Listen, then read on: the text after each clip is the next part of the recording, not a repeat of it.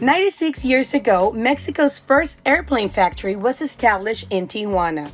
On November 3, 1927, the governor of the Northern District of Baja California, General Abelardo Luján Rodriguez, established an airplane factory, the first of its kind in all Mexico. People don't know that back in the early 1920s, we had the first industry that started making the metal fuselage, I believe it's called, and we make planes back in 1928.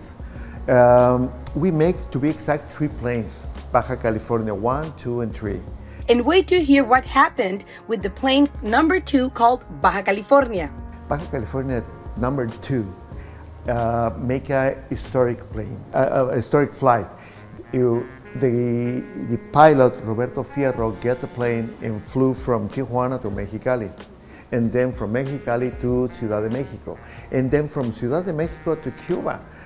It was the first plane with a metal fuselage to arrive to Cuba. That was awesome, and people don't know. And again, the name of the plane was Baja California. Imagine that.